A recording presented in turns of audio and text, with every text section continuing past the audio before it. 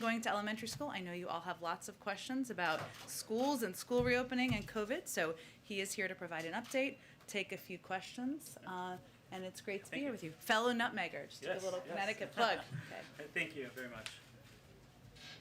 Good afternoon, everyone, and thank you, Jen. I'm, across the country, there's an excitement for the first day of school. And those of you that have children, you know what I'm talking about. There's a vibe about going back to school, and this year there's no exception. We're committed to doing everything we can to ensure we get kids back into the classroom safely. We know students are provided the best opportunity to learn and thrive when they're learning in person, in their classroom, with their peers, with their teachers. We made significant progress last spring bringing the students back in person. About 90% of the educators across the country are vaccinated.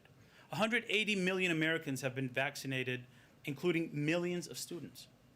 We provided $130 billion in American Rescue Plan funds to support safe school reopening. It's being used now to provide summer learning opportunities for students and help our buildings be prepared for the return of students in the fall. And this week, I'm very proud to announce the Department of Education launched the Return to School Roadmap. It provides parents, educators, students, and communities the resources they need to feel confident and be ready for a safe upcoming school year. To make sure we safely open all schools for in-person learning this fall, which is the expectation it has been and it continues to be. The roadmap includes 3 priorities that are critical to a safe reopening. The first one is protecting the health and safety of our students, our educators, and our staff. We need to make sure that we're leading with health and safety first. The second priority is supporting the social, emotional, and mental health needs of our students and our staff.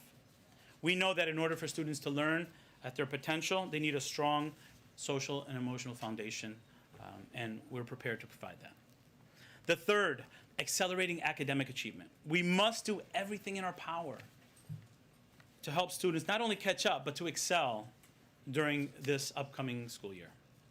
As a part of the roadmap, we'll be releasing resources, tools, and holding events to help more schools and more communities and parents and students prepare for the fall and make sure that every student is set up for success. We're also highlighting how the American Rescue Plan funds can be used to support these areas. These include helping get our young people vaccinated. We're doubling down to get more students vaccinated as they return to school.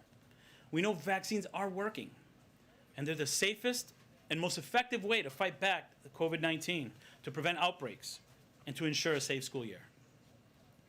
That's why I'm echoing the President's call to action to host pop-up vaccine clinics in every school across the country, to enlist trusted leaders in our community, to build vaccine confidence. It's all hands on deck here. And to get creative with incentives. And I know I've heard from states where they're doing great work incentivizing it and getting student voice in the conversation to make sure that students hear from other students as well.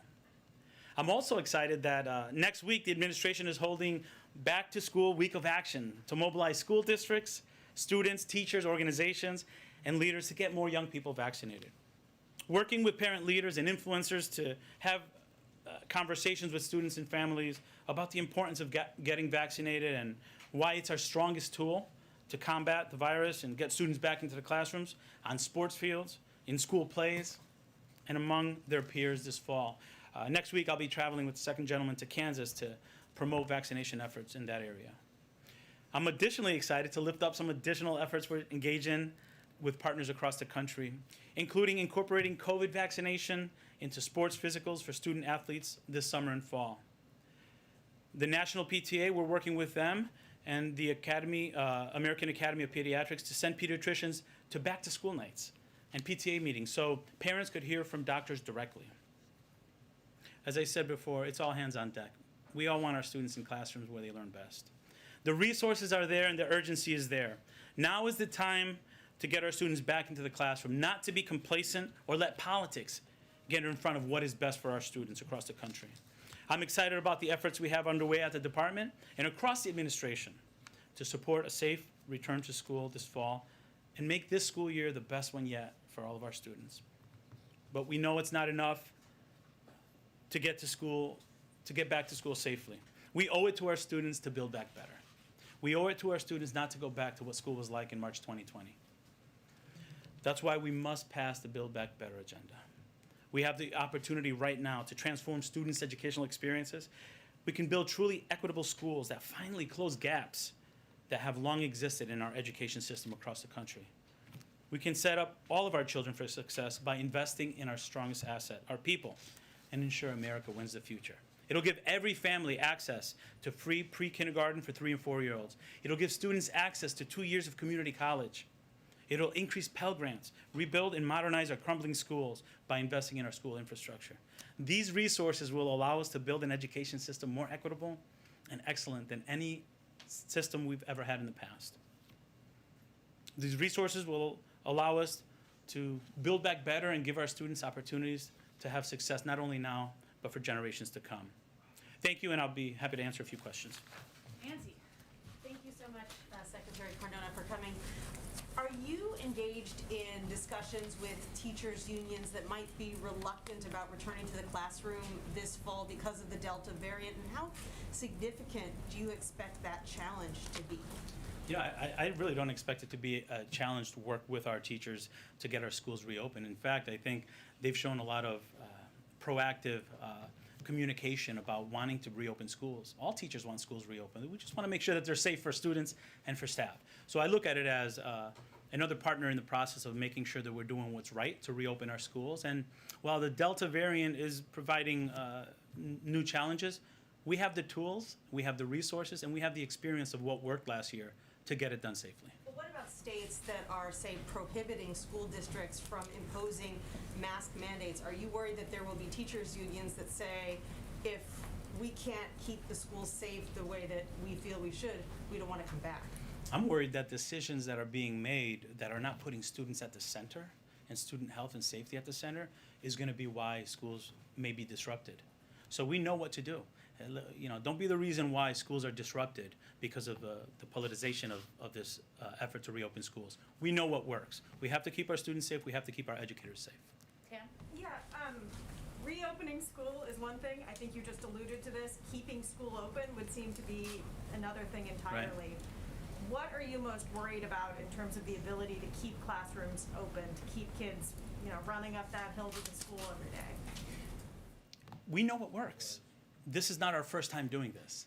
We have the benefit of the experience of last year.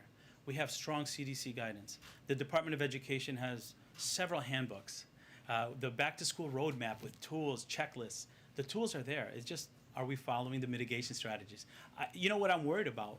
The adult actions getting in the way of schools safely reopening. Let our educators educate, let our leaders, school leaders lead, and we can get our schools reopened safely. And another thing that I'm worried about that I want to share is complacency. Let's not go back to the school system of March 2020. Our students deserve more.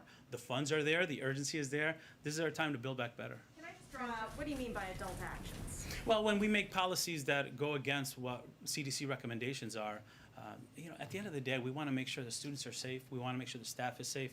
We know how to do that. So let's not get in the way of school systems doing policies that they know work for students and staff. Will there be repercussions? Francesca, go ahead. Thank you. Hi. Thank you. We know that vaccination rates among younger Americans 18 to 24 are lower. We also know that vaccination rates among African Americans are also lower as a percentage of population. So what kind of guidance is the Department of Education giving historically black colleges and universities this fall to help keep their students safe? Thank you for that question. I visited Howard University about a month ago, and I was so impressed with how they stood up vaccination clinics in their facilities. And we had students from Howard University administering the vaccine. They're using their name in the community to build confidence in the community, the black community, so that they felt comfortable coming in. We're also setting up pop-up clinics in schools. The president put a charge there. Let's get pop-up vaccination clinics in gymnasiums. I visited a gymnasium at a high school in Washington, D.C., where parents felt comfortable with that school. They know the principal. They know the teachers. They feel they're more likely to go get vaccinated in a school that they know the folks. And another thing that we're going to do is we're going to take advantage of our youth. Student voice is critically important. Let's get our youth, our high school students talking about it. Because when students talk to one another about how they're safe when they got the vaccine, it's more likely to lead to an increase. I'm excited about that. What about testing? Well, the American Rescue Plan provides $10 billion in testing, so the tools are there. Access to testing is much better. We were reopening schools last year. I remember reopening schools last year without testing availability, without vaccines, and we were able to do it safely because we followed the mitigation strategies. A year later, we have resources, we have testing, and we have vaccinations. We need to get it done. Go all the way in the back, Yahoo. Yeah, go ahead. Secretary, but what are you going to do if and when teachers' unions protest and, you know, with placards that say we can't teach from the grave, online until cases decline? As the federal secretary with limited powers to affect local decisions, what are you going to do? And, you know, as a parent, as a journalist, I know about the $130 billion. I know that online has a lot of risks for kids. Everybody knows that, but what are we going to do in those situations? I think, what are we doing? We have the roadmap, which very clear guidance. We're promoting pop-up clinics. We're sharing best practices of where it's happening. We're monitoring data. We stood up a system in the Department of Education. I'm having calls with governors daily. I'm having calls with superintendents, school chiefs, to problem solve with them, to make sure that we can get them in there. And you know, the way the question was framed, I'd like to look at it this way: how are we working with our teachers' unions to ensure a safe reopening of schools? They're doing a lot of work, and they're investing their own money to make sure that our schools can safely reopen and getting the message out to their teachers. We're working hand in hand to make sure that our students have teachers in front of the classroom, but that they both feel safe. Kelly? Mr. Secretary, one of the big differences this time is that children are becoming infected more easily because Delta is more transmissible. Right. So we might have, unlike March 2020, where there would be children in the classroom who themselves become ill. Are you formulating policy for how schools should deal with the impact on other students, if there's quarantining requirements, if it's classrooms with only vaccinated children, mixed Right. vaccination status? How are you going to deal with those dimensions? Thank you. We're working very closely with CDC to have a unified message, and we lean very heavily on our health experts to make sure that we're communicating which mitigation strategies should be employed based on what we're seeing with the strains of COVID. But I'll tell you what worked. When you wear masks, when you provide distancing, when you are testing regularly, and when you're quarantining, you can function in a school. So we're expecting our education leaders and our educators to follow those practices that worked last year, and we expect our students to be in classroom every day. Secretary Cardona, when kids have masks on in the classroom, how serious does that Sir, impact their Stephanie's learning? asking a question. Go ahead. Kids at this point have gotten used to wearing masks, my children included. Right. What is your message to governors like Governor DeSantis in Florida and Governor Abbott of Texas who have banned mask mandates?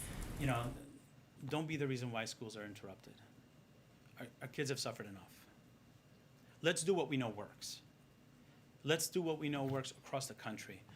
We shouldn't get politics doesn't have a role in this. Educators know what to do. We did it last year. So I have calls out to those states, but at the end of the day, I want to work with Texas. I want to work with Florida. I want to make sure those students have access to in-person learning. So at the end of the day, we're all in this together, and it's critically important that we have conversations with governors directly, with state chiefs directly.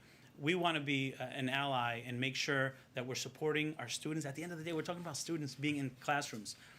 They've suffered enough. It's time for them to be in the classroom without disruption to their learning. Secretary Cardona, when kids have masks on in the classroom, how seriously does that hurt their learning? Secretary Cardona, Less than if they're at home. I'm sorry, go ahead. the student loan payment freeze ends next month.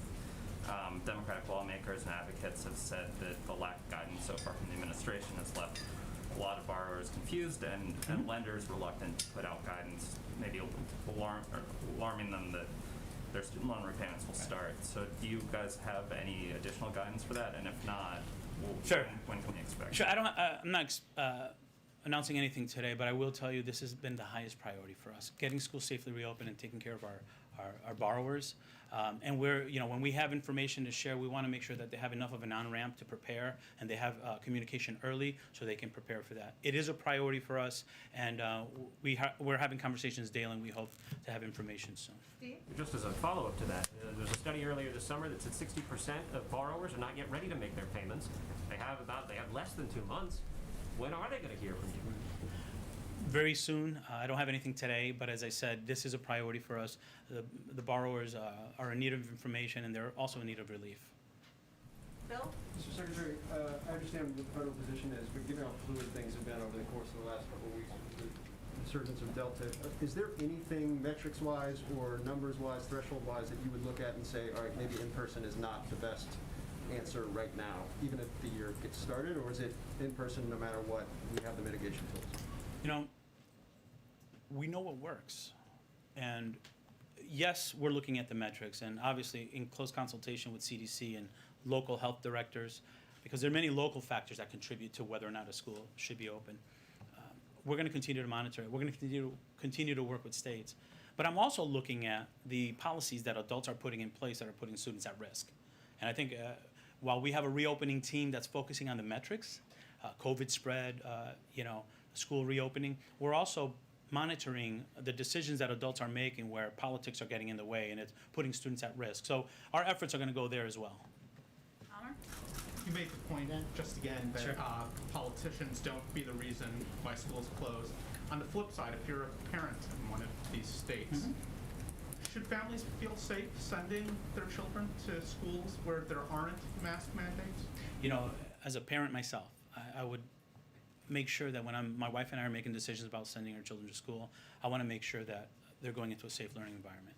I know that I can send my children into school with masks, although both of my children were vaccinated. If that's the rule in the school, that's what we'll follow. I do ask parents to communicate with schools now and make sure that they're comfortable sending their children to school. And I'm also going to be monitoring where places have rules that are limiting mask use, whether or not students that need to be in school are not going because of a lack of confidence. To me, those are adult actions preventing students to their right of public education. And is there any, if you find that that's an issue, is there anything that from the federal level you can do, any leverage that you guys If have? we find that because of poor policy, students are not accessing the right to public education, we will have conversations with those states and take that very seriously. Yamiche and Jeff, and then we gotta wrap it up and see if it's gotta go. Thank you, Secretary. I'm over here. Sure, hi. Thanks for taking my question. Thanks, Jen, for letting me ask it. My question is, you've talked a bunch about kind of science not being in the way, politics not being able to get in the way of science. I wonder what mechanisms, what sticks, what sort of consequences might the education department have in its toolbox to ensure that in districts where we see school leaders fighting with, frankly, politicians when it comes to CDC guidance, that the education department might be able to back some of those school districts up. We're seeing places where school districts want to mandate masks, but obviously state leaders are saying they can't do that. What could the education department do to ensure that those leaders have? Sure. We're going to constantly work with those states, with those leaders. At the end of the day, we're on the same team for the kids, right? And, I applaud Governor Hutchinson for what he's doing. And I recognize that we have to be malleable to address the increase in spread. And that requires partnership. Withholding monies, that's going to hurt kids. That's going to hurt kids more. So we're going to continue to work with those states and do what we can to help them understand how important it is to make sure students are getting into school. And my hope is that students go into schools in those communities as well. But if we're starting to notice that students are not going in because they don't feel confident, then we're going to have conversations about that. Those conversations that you said you don't want to withhold money, is there anything else that the department can do if it's not, that won't hurt kids, but that can send a message that science and politics can't mix? We're in this to stay. We want to make sure those kids get into school, and we're going to do everything we can to make that happen. Thank you. Thank you. Mr. Secretary, can you give us an update on the proposal to teach more Black history in schools? Did the Republican Black backlash over that have an impact over your plans? I always say I trust my educators across the country to make sure that our curriculum promotes the beautiful diversity of this country. And we could do so as educators in a way to unify our students in our country and show respect to others. That's another example of something that's become politicized, and I have confidence in my educators, and I have confidence in their ability to teach students about our history, and in the process we can learn about one another and become a stronger nation. Thank you. Still on track, that proposal? You talking about the priorities? Yes. Yeah, the priorities are still what they are. I think for us, the way we put it forward allows districts and states to put in their proposals and how they want to teach it. But I think, again, it became a politicized issue that didn't need to, and it took us away from what I think is most important, our Build Back Better agenda and getting students safely back into school. Thank you. Thank you, Secretary. All right, thanks. Always welcome to join us. Thank you. All right, I'll get my mask on here. Would you like to teach more science in school, Mr. Secretary? Want to get into school safely? We could talk about the discussions there. You know, I'll be back for that. Thank you. Thank you. We're pro-science, just in case there was confusion. Okay, couple of items for all of you at the top. Today, the President will announce a new set of actions aimed at advancing the goal of increasing the impact of his Build Back Better investments to address our climate crisis, positioning America to drive the electric vehicle future forward, outcompete China.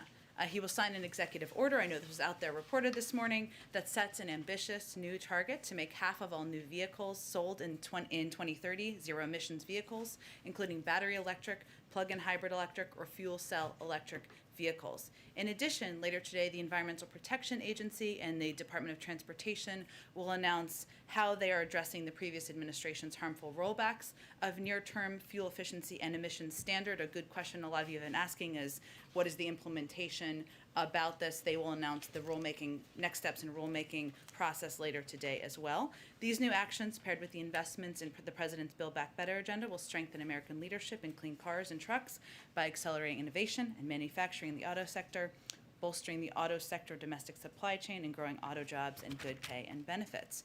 We are also announcing today the Biden administration commitment we are committing more than $3.46 billion in new funding to help states and partners increase resilience and reduce the impacts of climate change nationwide. At a time when communities across the country are facing the impacts of the climate change crisis and grappling with extreme heat, wildfires, prolonged droughts, the onset of peak hurricane season, this historic addition of the Hazard Mitigation Grant Program will help states, localities, tribal and territorial governments finance projects to safeguard our communities for the future. FEMA Administrator Criswell is currently briefing the National Governors Association, Homeland Security Advisors Council on these investments, and we will have a fact sheet after the briefing detailing how much funding each state and locality will be receiving. Also wanted to note that today, senior White House officials, including Ambassador Susan Rice, Dana Remus, and Julie Rodriguez, will host a virtual convening with 8 state attorneys general as part of the President's ongoing strategy to combat the surge in gun crime we've seen over the last 18 months. During the meeting, the group will discuss policies and strategies to hold gun manufacturers and dealers accountable for wrongful conduct that contributes to guns making their way into the hands of criminals and be used in shootings around the country. We are committed to using every tool at our disposal to crack down on gun crime. That includes money to put more cops on the beat and support community anti-violence programs. It also means aggressive steps to stem the flow of guns used in crimes. And in addition to today's convening, we also announced today tough new regulations on untraceable ghost guns, and we also launched 5 regional gun trafficking strike forces, as you all know, and announced a national zero tolerance policy for gun dealers. Last item for all of you, as you all know, the President has been committed to the federal judiciary for decades, having served as the chairman of the Senate Judiciary Committee. He's made it a chief priority to nominate deeply qualified nominees who are devoted to the rule of law and who represent the diversity of the country. He's done that at a historic pace. And his nominees are also being confirmed with unprecedented speed. Today, he nominated 3 additional candidates for the federal judiciary. Among them, Justice Beth Robinson, Vermont's first openly LGBTQ Supreme Court justice, who would also be the first openly LGBTQ woman to serve on any federal circuit court.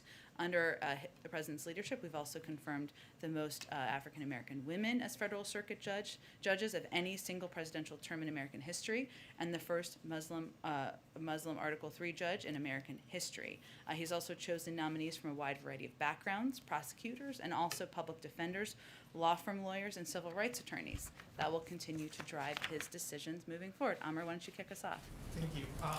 2 questions. So, first I wanted to ask about thing related to yesterday, which the importance of continuing to work with New York as the situation with Governor Cuomo is playing out. With that said, it's a critical time for the state and the country with the surge of the Delta variant. Will the President pick up the phone and personally insist to the governor that for the good of the state, it's time to step down? The President's addressed this, and I have no planned calls to preview or predict for you. I also have a question EV related. Mhm. Infrastructure bill, if I understand right, includes about half of what the president wanted in order to build a national network of charging stations. So how do you take EVs from the niche, or merging from the niche to the mainstream without that necessary investment in charging stations? Well, first I would say it's a historic investment in EV charging stations, and we also know that also as part of the investment is efforts to reduce the cost of purchasing electric vehicles. So I would say the president's commitment to making electric vehicles the vehicle of the future, further incentivizing the direction of the industry, which is already where it's headed, making us more competitive as it relates to China, is reflected both in the bill and the bill that's working its way through the Senate, also in announcements like the one that was made today about that show clear initiative and commitment from this administration to make electric vehicles central to our focus moving forward. And I apologize. On the Governor Cuomo, you don't have calls to read out, but has there been a call? No. Go ahead. Thanks, Jen. 2 questions for you. Has the president received a formal recommendation yet from the Secretary of Defense to mandate vaccines for the military? And if so, does the president intend to accept that recommendation to sign a waiver authorizing that mandate? Sure. Well, the president announced last week that he was asking the Secretary of Defense and the Defense Department to look into how and when they will add COVID to the list of mandatory vaccinations for our armed forces.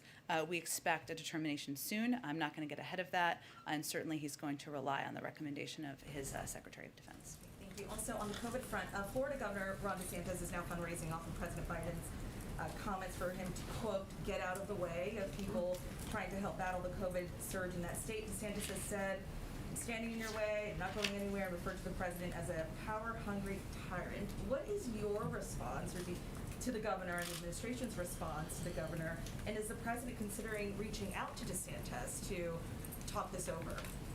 Well, first, from day one, we've approached this not as a political issue, but a public health issue.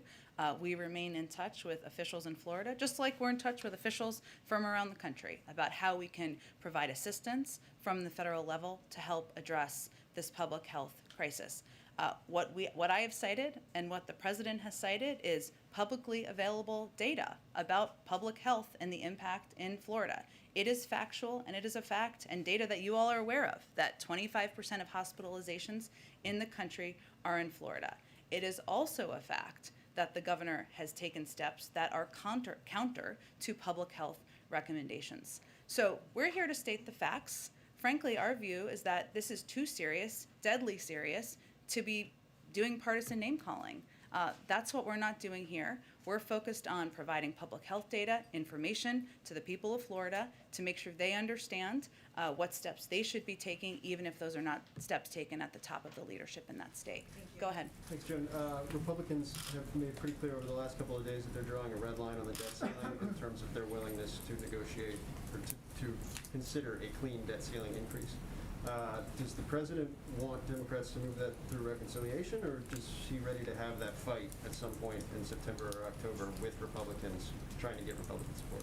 The president believes that Democrats and Republicans should move forward, as they did 3 times during the last administration, to raise the debt ceiling, something that they did even in the wake of the former president putting in place a $2 trillion tax cut that certainly did not do anything to reduce the deficit. So that's his view.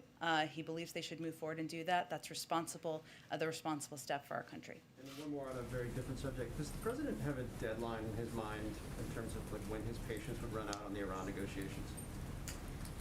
Look, I think the president's view is that it is in our interest to continue to pursue a diplomatic path forward. Because even though we certainly don't approve, in fact, we have great concern about a number of Iran's problematic activities in the global community, having visibility into their nuclear capabilities and capacities is in our national interest. The timeline is not endless, and I know the Secretary of State has conveyed that clearly. But right now, we are open to returning to a 7th round of negotiations. The inauguration is today, so we will see what happens from here. Go ahead, Jeff. Jen, the president today offers safe haven to Hong Kong residents who are living in the United States. for 18 months. I'm wondering why 18 months? Is that something he'd be willing to extend? And is citizenship on the table for those people as well? Well, the decision, the announcement that we made today, I know you're closely following this, but for others who have not followed this closely, is in reaction to the steps that have been taken by the PRC to crack down on human rights and frankly make it a place where Hong Kong's autonomy and the freedoms of people in Hong Kong are undermined. In terms of what could happen 18 months from now, I'm certainly not going to get ahead of that. Obviously, our hope and our objective and our work on the international forum is to change the behavior that is happening and the oppression that we're seeing of the people in Hong Kong. But certainly, this step is one that is meant to ensure we are practicing what we preach in terms of human rights values and ensuring that people who are in this country don't face the ongoing repression that we're seeing in Hong Kong. And one more related to China. China says it has supplied over 770 million vaccine doses to other countries. President Biden often says that the amount of vaccines that the U.S. has shared is more than the rest of the world combined. President Xi today also said they're planning to donate $2 billion this year. Just wondering if you question China's math and/or whether the U.S. is planning to give more than the president has already said. We certainly, this is just the beginning, and we certainly plan to give more. We want to be the arsenal for vaccines in the global community. I would note, and then I'll come back to the numbers, that we provide vaccines to the world without strings attached. We want to provide them from a humanitarian standpoint because we think it is morally right, because we want to be a leader in the world on issues ranging from human rights to ensuring we're addressing the global pandemic. I'm not sure that's exactly the same approach that China is taking. In fact, it is not. But I would say that in terms of their numbers, it is not just us citing this. I believe the numbers we've cited, or the numbers he cited the other day, were from international experts who've looked at donations. I don't have data to confirm in terms of the numbers that China has contributed to the global community. Go ahead. Thanks, Jen. The automakers that are appearing with the president today at this big announcement also lobbied the Trump administration to roll back emissions standards that were set by the Obama administration. So what gives this White House confidence that they are actually going to reach for this ambitious new goal, especially given the fact that the executive order is not binding? Well, first I would say they're standing with the president today while he's making this announcement. That is certainly significant. And we've also seen a lot of these industries move in the direction of electric vehicles. That's not just the president saying that. That is the direction where a lot of these industries are moving. One of the things the president's going to talk about this afternoon is the fact that we need to address also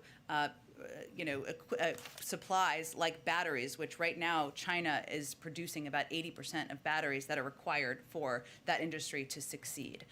But I also would note that in addition to the announcement today, and I noted this a little bit at the top, there will be rulemaking steps that are announced by the appropriate agencies later this afternoon to ensure that we can move forward and make these pronouncements a reality. And the founder of Tesla, Elon Musk, expressed surprise that he was not invited to this ceremony because his company is obviously such a large manufacturer of electric vehicles. Can you give us any insight into why Tesla wasn't included in this event? Well, we, of course, welcome the efforts of all automakers who recognize the potential of an electric vehicle future and support efforts that will help reach the president's goal. And certainly, Tesla is one of those companies. Today, it's the three largest employers of the United Auto Workers and the UAW president who will stand with President Biden as he announces his ambitious new target. But I would not expect this is the last time we talk about clean cars, the move toward electric vehicles, and we look forward to having a range of partners in that effort. So it's not because Tesla is a non-union shop? Well, these are the three largest employers of the United Auto Workers, so I'll let you draw your own conclusion. Go ahead. Thank you, Jen. Democratic Congresswoman Cori Bush is saying that she favors spending tens of thousands on private security to keep her safe, and that people should, quote, suck it up, defunding the police has to happen. Didn't President Biden say a few weeks ago that anybody who accuses the party of being anti-police is lying? Well, I think we shouldn't lose the forest through the trees here, which is that a member of Congress, an elected official, is concerned that her life is threatened And that's disturbing, that any elected official would have to suffer death threats and fear for their life. So I'm not going to comment, of course, on their security arrangements. I don't have any more details on that.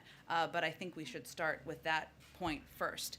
I will say that the president has been crystal clear that he opposes defunding the police.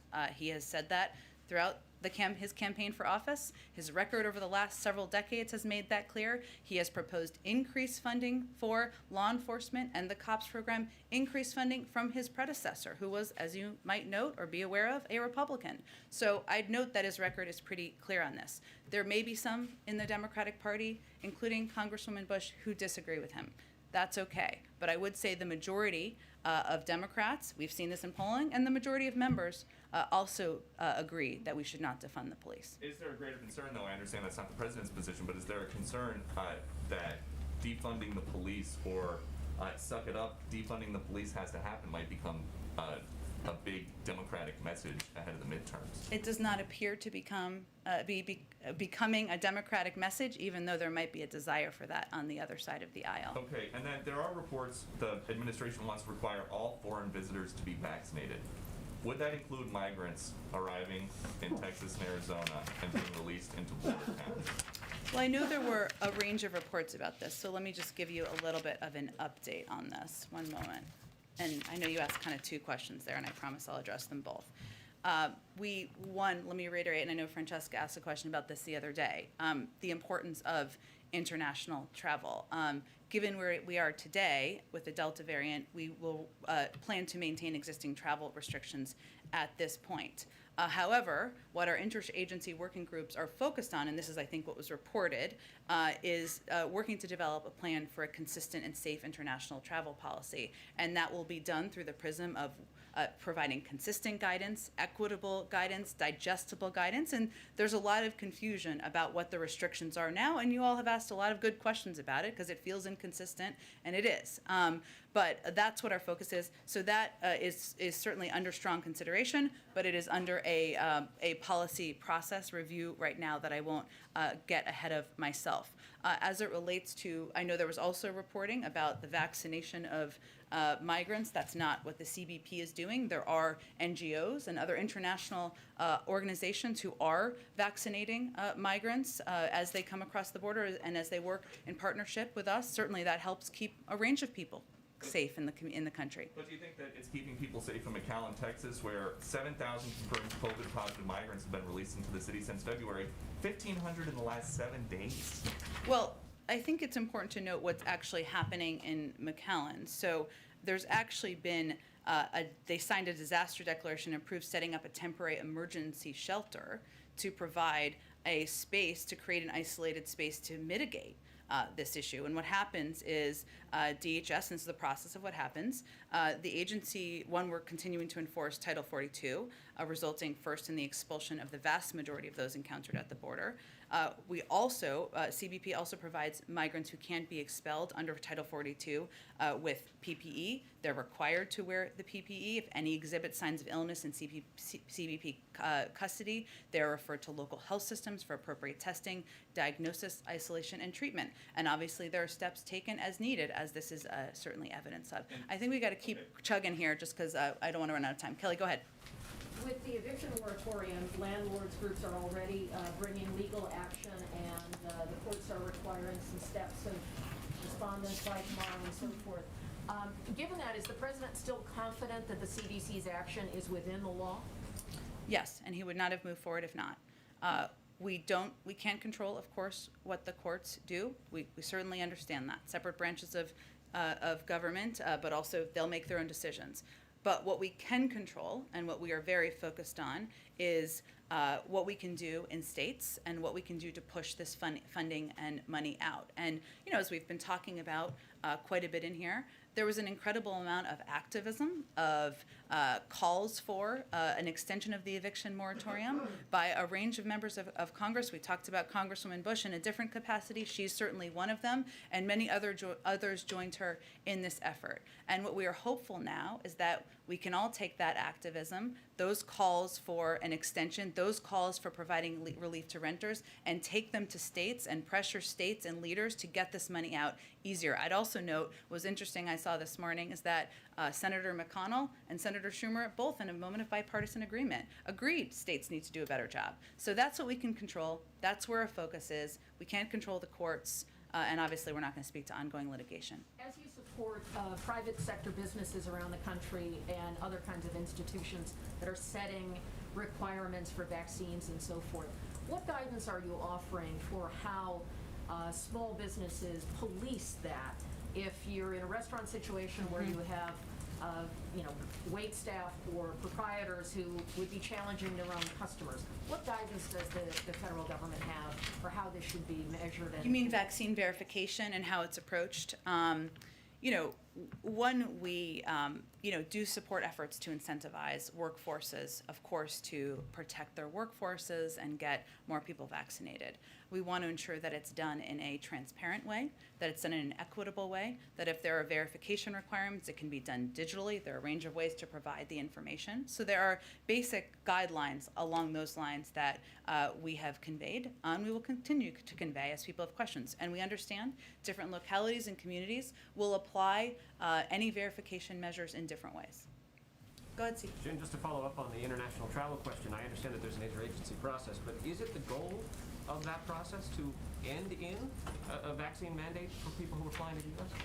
Well, that's one of the considerations, but the process has not been concluded yet. And what I was trying to note at the beginning is that right now, I think, which is why a lot of you have very good questions about this, there is inconsistency, right? And there are good questions about why, when this country has larger rates of vaccination, et cetera. What we want to create or determine through this process is a way to provide clear, digestible guidance that also has our public health front and center. So that's a consideration, but it has not concluded yet. I know that it's early, and the president earlier today expressed his sadness on the passing of Richard Trump. Are you aware of any plans or intention on the president's part to attend any kind of memorial service or funeral? That's a good question, and I think as you all saw and noted, Richard Trump was someone who the president considered a friend.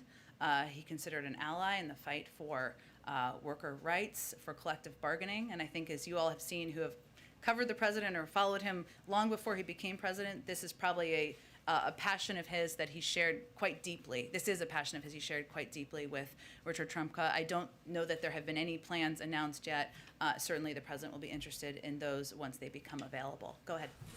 I wanted to ask first about the talks that have been going on with Senator Cornyn Sure. on the Hill related to the infrastructure bill. He's offering an amendment that would allow using some of the rescue plan money for infrastructure.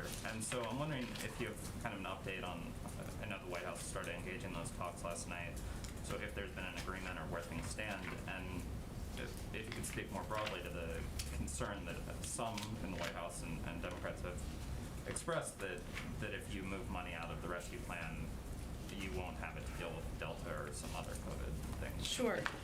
The talks are ongoing. We believe they're happening in good faith. We are engaged in them. Our view is that there can be, and we think we are headed toward an agreement on this front. But we certainly are cognizant of and focused on the reality of funds being needed in communities across the country, as we are still in the midst of fighting a pandemic. And we are hopeful that any agreement on this front will take that into account front and center. After what we saw with the eviction moratorium and the concerns of the president, and you have expressed about Delta particularly hitting them, I'm wondering, we heard from the White House about expanded unemployment benefits. Those are set to expire in September. Has there been any sort of thought or revision about the White House asking Congress to extend those unemployment benefits beyond September? Mm-hmm.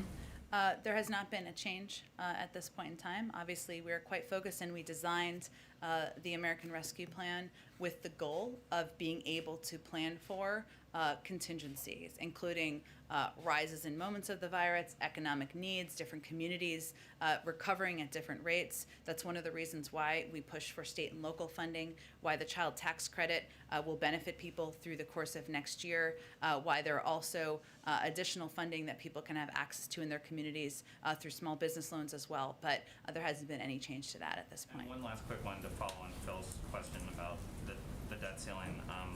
Senate Democrats have been talking about attaching it to the CR. Mitch McConnell earlier today indicated the Republicans didn't want to support this, but the result of this is if Democrats throw it onto the CR, there could be a government shutdown in a couple months, and so I'm wondering if that is a concern, if the White House has any sort of preference for how they want Congress. Obviously, I know you want Congress to raise the debt ceiling, but any preference on how they do it? And are you at all concerned or preparing for the possibility of a government shutdown if that's the path that the Democrats pursue? Well, certainly that's not our preference. I think it's safe to say. We are, of course, in close touch with leaders in Congress about the path forward, but our preference is for Congress to move forward, as they have 3 times during the last administration, to raise the debt ceiling, which is the responsible step to take. Go ahead, Francesca.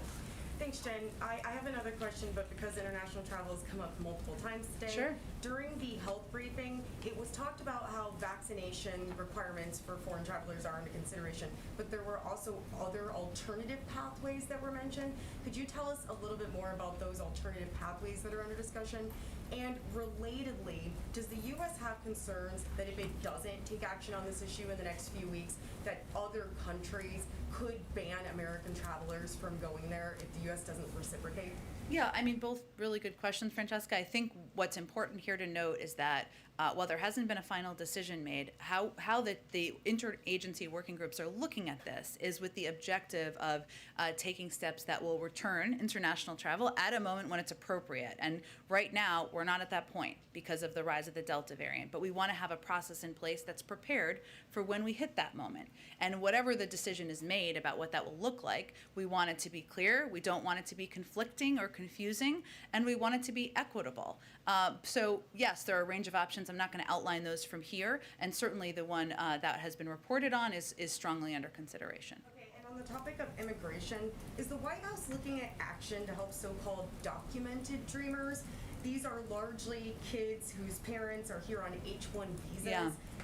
They have waited for so long for green cards that the children are about to age out of the system and might have to return to their home country. So is the White House looking at any action on that issue? Yeah, it's a great question. I think Lala asked something similar the other day. And yes, this is a part of what the president has proposed addressing in a comprehensive immigration bill. It is certainly something he'd want to address and supports taking action on. But not something necessarily that would show up in the reconciliation or upcoming budget bill. It's not in the current, I think it's not in the current discussions, but it is something the president would like to address. Yes. Go ahead. Yes, Jen. For those, I'll go to you next. Sorry. Go ahead. Go ahead. Yes, for those foreign visitors who are anticipating vaccination proof to come into the United States, if they've had the Chinese or Russian vaccines, should they be confident that those would be accepted, or should they go get another vaccine if it's available? It's a really great question. We're just not at the point where the process has concluded. When it concludes, we will provide more details to everyone about what they would need to expect and what they would require and what they would need. I will also note that you've asked me repeatedly a very good question about American citizens who are overseas. You may have received an answer from the State Department, but just in case, to confirm for you, we don't provide direct medical care to private U.S. citizens abroad from the Department of State, as I think most of you who have covered the State Department are well aware. But we do work with countries that have a robust vaccination program to ensure that all residents, including U.S. citizens, can receive vaccinations. And we also work to ensure that U.S. citizens overseas who travel back to the United States can be can vaccinated easily and effectively. And of course, we provide all consular assistance to U.S. citizens in need overseas. And this includes providing U.S. citizens with clear information regarding eligibility to receive a vaccination in a foreign country, if it's confusing or they're not sure where to go or what their eligibility is, providing repatriation loans to assist destitute U.S. citizens with travel back to the United States, and helping them review country-specific data. Why don't you go ahead? Secretary Cardona talked a lot about vaccinating students. What about vaccinations for teachers? Has the administration thought about this, especially for teachers who teach students who are too young to be vaccinated? Well, we know that 90%, it's probably higher now, of teachers, I should say, across the country are vaccinated. So it certainly has moved in the right direction. And that's something school districts may make decisions about as it relates to mitigation measures. But that wouldn't be something I would expect from the federal government. It would be something that school districts would determine. But again, 90% of teachers as of a week or so ago were vaccinated, which we think is in part because they were prioritized from the beginning and because it has been emphasized by the administration in part. Go ahead, Katie. Thanks. Governor Abbott of Texas is convening another special session in effort to pass that much debated election legislation there. He has also said that the White House has passed objections to this legislation amounts to disinformation. So what is the administration's response to that? Look, our fundamental view is that if you are pushing for legislation that makes it harder and not easier to vote, that makes it less accessible, that limits the ability of people to get to the polls, to take time off to do that, then our question is, what are you afraid of here? Are you afraid of more people getting out to vote, or what's the concern? So again, our view is that we need federal legislation, of course, passed to protect people's voting rights across the country. There's ongoing discussions about that. The president would love to sign federal legislation into law. And does the president think Texas Democrats should stay in town this time? Well, certainly the president believes that, one, they've been outspoken advocates and champions of voting rights, and I can't say I'm exactly following too closely the legislative calendar there, but certainly if it required them to be there, we would support that. Go ahead. Two questions. First, on COVID and vaccines, working to reach out to Republicans. Senator Lindsey Graham obviously tested positive for COVID and spoke out about the importance of the vaccine.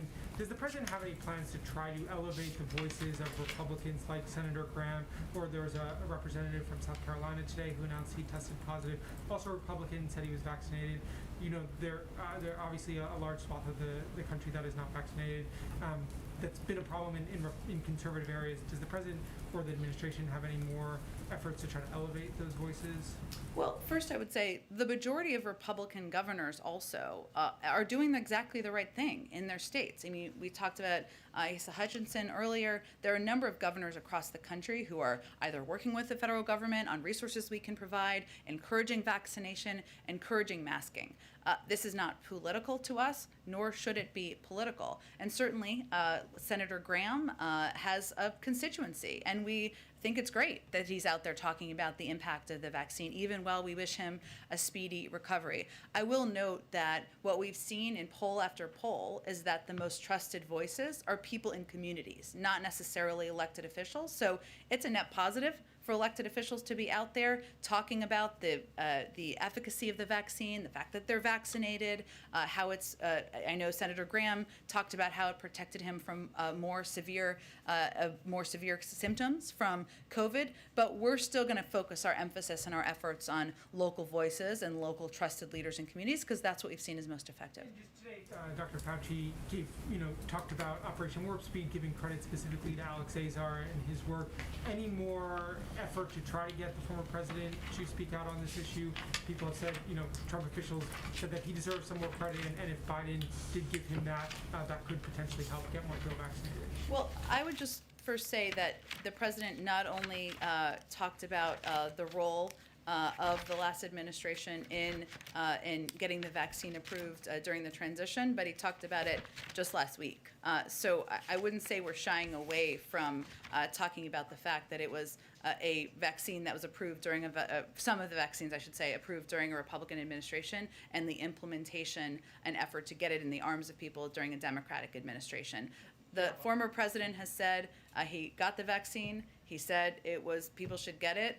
And if he wants to do that more, then good for him. That's good. Okay, go ahead. On the requirement that federal employees be vaccinated or get tested, is there an estimate of the cost of this testing to the federal agencies? And will the administration commit to, once the testing starts, making public how much that is costing? Well, it's agency by agency, and obviously we're less than a full work week in here, so they're going to be, different agencies are going to be accounting for it different ways, but I certainly think it's going to be covered by existing funds and existing budgets of each agency, but it's not one federal pot. But can we get a counting of how much that is costing? I can certainly check and see, but it's existing funding. So, as people put out their budgets or spending, I'm sure it would be accounted for in terms of how we're planning for and protecting people from COVID. And obviously, funding to cover your testing is included in some of this as well. Go ahead. Oh, go ahead, Tam. Oh, sorry, I can't see. On the international travel Mm-hmm. working groups, do you have any sort of a time frame on when their work would be completed, regardless of whether, you know? Like when the it's- policy would be concluded? Yeah, when the policy would be concluded. I know you can't tell us when Delta's gonna go away. Well, I mean, our goal is to have the policy ready when we're safe to reopen to travel.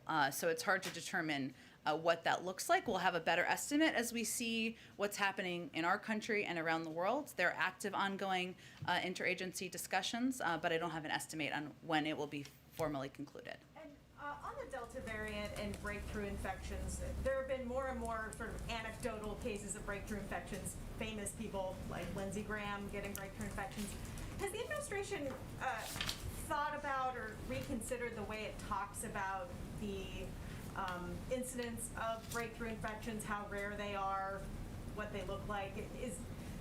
Is there any consideration of acknowledging in a more fulsome way that yes, these are kind of happening on a semi-regular basis? We have said that. They are happening. I think the most important thing, though, is that vaccines are doing exactly what they should be doing, which is protecting people, the vast majority of people, from severe illness, from hospitalization. And you know, there's data that's come out in a number of the states that have been hardest hit even in the last couple of weeks. Almost 100% of the new hospitalizations in Alabama are with unvaccinated folks. In Florida, officials have said that more than 95% of those hospitalized were not vaccinated. In Ohio, 99% of Ohio COVID-19 deaths, hospitalizations in 2021 were unvaccinated. So our objective is to project to people very clearly how vaccines can save your life. It doesn't mean that every person who has a vaccine will not test positive for COVID. We know there are breakthrough cases around the country. As more people get vaccinated, there will be more, just as a percentage, just by numbers. We certainly acknowledge that, but I think it's also important for people to understand the benefit of vaccination, which is that it can save your life, it can prevent you from going to the hospital, and that's where we're trying to alleviate confusion. Do you have time for one more? Sure. Okay. Why don't we go to you in the back? Oh, hello, Nadia. Go ahead. Thank you. Thank you, Jen. Is the White House worried about the threat and counter-threat between Israel and Iran and the high rhetoric with the threat of the Israelis launching a military strike against Iran? Well, of course, Israel, as a sovereign country, has the right to defend itself, and we certainly recognize that first and foremost. We, of course, are working with the international community and have concerns about the escalating activity we've seen as it relates to the seized tanker, the Asphalt Princess, also the Mercer Street attack. And these are all certainly issues that are of concern to us and of concern to the international community. We feel it follows a pattern of attacks and other belligerent behavior, and these actions also threaten freedom of navigation through crucial waterways, something that is posing a risk to a range of countries around the world. You know, I would also note that we know our British partners have called for action, called for steps in a coordinated way from international bodies, including the United Nations, which we would certainly support. Thanks so much, everybody. See you tomorrow. Thanks, Jen. Do you support the booster shots? Jen, do you support the booster shots? We support them if the FDA approves them, and we'll have enough supply. That's the good news. Thank you.